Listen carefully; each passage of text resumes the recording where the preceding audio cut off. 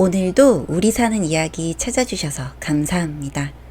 사연자분이 보내주신 이야기 시작해 볼게요. 남편과 이래저래 연애를 하고 결혼도 하고 남들보다 잘나지도 부족하지도 않을 정도의 딱 적당함.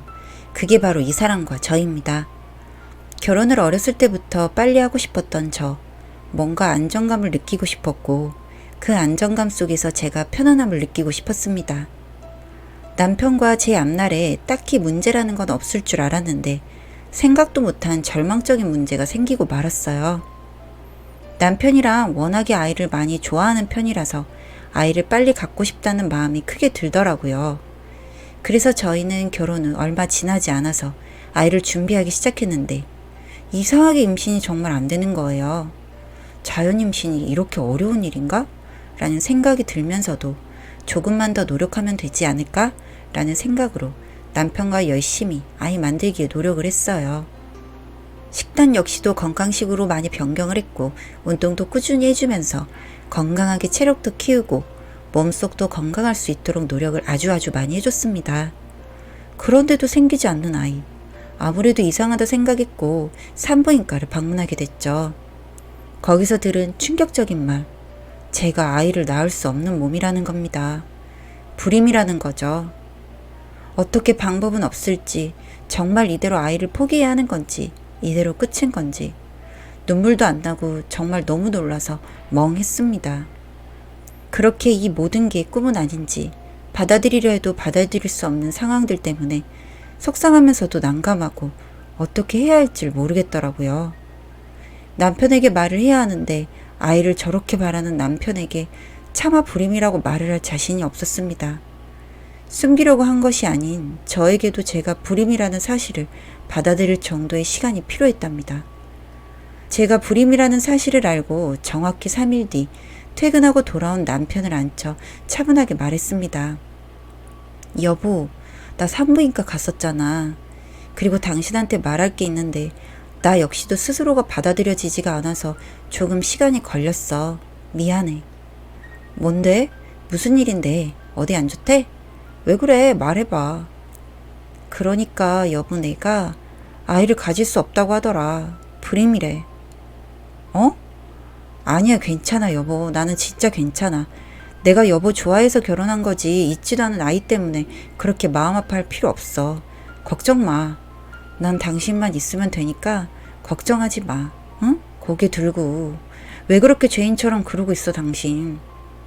당신 애기 정말 바랬잖아. 원하고 바랬잖아. 그걸 아는데 어떻게 내가 아무렇지 않겠어 여보. 나 진짜 왜일까? 왜 하필 나일까?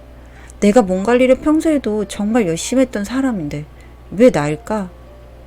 괜찮아. 당신 잘못 아니야. 걱정 마. 아이 없어도 당신이랑 나랑 둘이 행복할 수 있어. 지금처럼 충분히 행복하게 살 수 있으니까 걱정 마 여보. 우리 둘이 더 아끼고 더 보듬고 그렇게 둘이 늙어가자. 그것도 좋은 방법이야.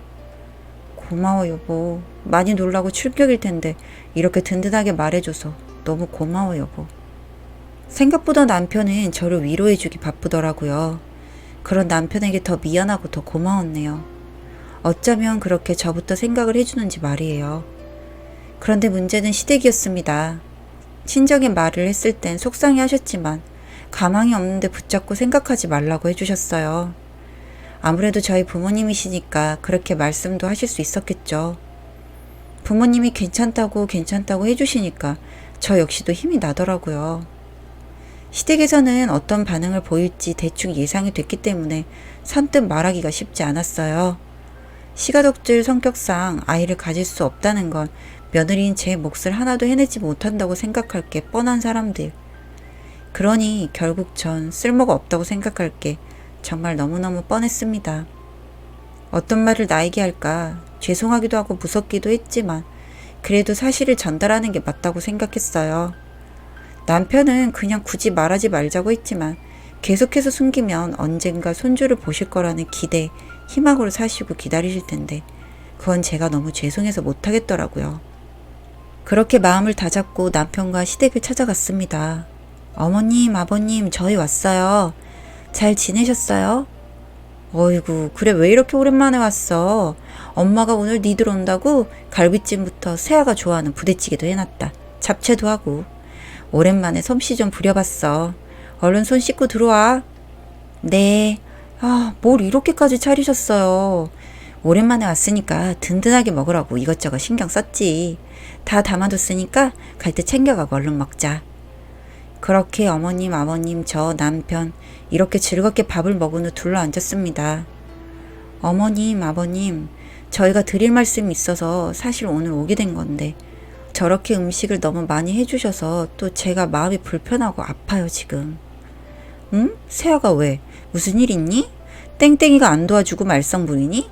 편하게 말해라 아가. 저희가 아이를 가지려고 노력했는데 아무리 시간이 지나도 아이가 생기질 않아서 왜 그럴까 생각을 정말 많이 해봤어요.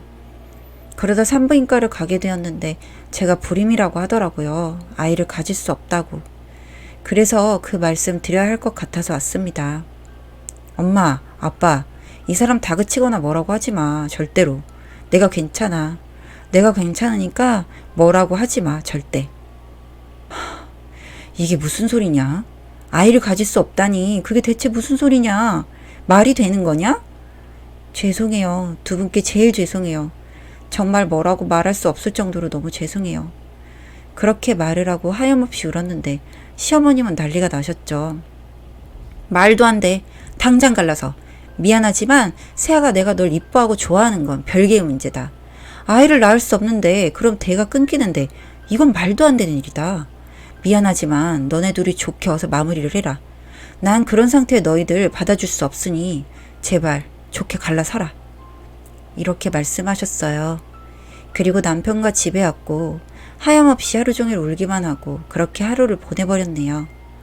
그리고 나서 시간이 조금 흐르고 조금은 저 역시도 이 상황이 받아들여졌고 그래도 남편이 제 옆을 든든히 지켜주고 있다는 마음에 안도감이 조금 있었습니다. 하루 이틀 시간이 지났어요. 시댁에선 절 쳐다도 안 본 세월이 벌써 1년이고 제 옆에서 든든히 지켜주던 남편 역시도 조금씩 변하고 있는 기분이 드는 1년. 어느 날 시어머님이 다짜고짜 갑작스레 저희 집으로 연락도 없이 찾아오셨더라고요. 할 말 있어서 왔다. 앉아라. 네, 어머님 잘 지내셨어요? 이 정도 버텼으면 너도 정말 오래 버텼다. 박수 쳐주고 싶구나. 그런데 1년을 내가 무슨 생각으로 널 내버려 뒀는 줄 아니? 너 스스로도 그러고 싶어서 그런 게 아닌데 같은 여자로서 네가 얼마나 속상하고 무너졌을까 싶어서 그냥 냅뒀어. 그 1년 동안 솔직해져 보자. 너 스스로도 많이 내려두지 않았니? 1년의 시간을 줬으면 너도 이제 우리 아들 좀 놔줘라. 앞길 창창한 애를. 정말 네가 사랑하는 사람이라면 이러면 안 되는 거 아니겠니? 너무 이기적인 거야. 지금 내 행동들은 말이야. 제발 이제 놔줘라. 어머님, 저희는 사랑해요. 저희 결혼생활 잘 유지하고 있고 제발 그러지 말아주세요. 저도 속상하고 아픕니다. 사랑? 좋게 마무리하고 싶어서 굳이 말하지 않으려 했다만 미안하다만 다른 여자가 임신했다. 네? 그게 무슨 소리세요? 누가요?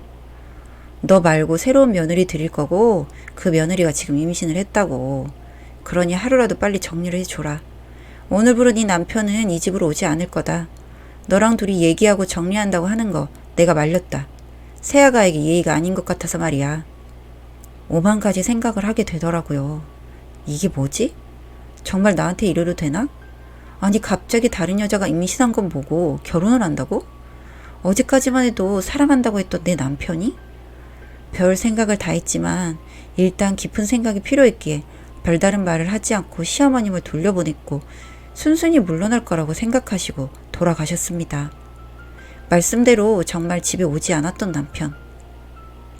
이대로 제가 당하는 게 너무 억울하더라고요. 저 때문에 아이 없이 살아가야 할 남편이 미안해서 몇 번이고 곁을 떠나려고 했던 저를 끝끝내 붙잡아둔 게 바로 남편인데 그런 사람이 내 뒤통수를 이렇게 치다니. 절망, 원망이 분노로 바뀌더라고요. 건너 통해서 결혼식 날과 장소, 시간까지 알게 되었죠. 어떻게 복수를 할까? 그런데 상식적으로 신부 측 부모님이 미치지 않고서야 현 부인과 결혼 생활 중인데 결혼식을 올리기 허락할까 싶었죠. 아무래도 정리를 했다고 거짓말을 하고 식을 올릴 것 같아서 제 존재를 드러내기로 했습니다. 둘이 입장하는 것까지 몰래 지켜보고 있다가 둘 사이로 유유히 걸었죠. 다들 말리고 누구시냐고 하는데 줄에서기 가서 마이크 들고 말했습니다. 전 이 남자의 부인입니다. 그런데 2주일 전 제 남편이 다른 여자와 결혼을 한다고 하더군요. 이게 여러분 말이 됩니까? 그렇게 한참을 난리를 치고 신부 측 어머님은 쓰러지셨고 그야말로 친한 지인들 가족들 모두 모인 그 자리에서 아주 쑥대밭을 만들고 유유히 사라졌네요. 지금은 같이 살던 집 처분하고 정리 중에 있고 친정에서 지내고 있습니다. 시댁 남편 모두 아주 난리를 쳤지만 다 차단하고 연락처도 바꾸고 말이죠. 보니까 그 여자는 부모님의 결사반대로 혼자 애를 낳고 키우게 됐더라고요. 아주 쌤통이죠 뭐. 그리고 남편이랑 시댁은 온 지인들 사이에 망신을 제대로 당해서 사람 풀이도 못하는 것 같더라고요.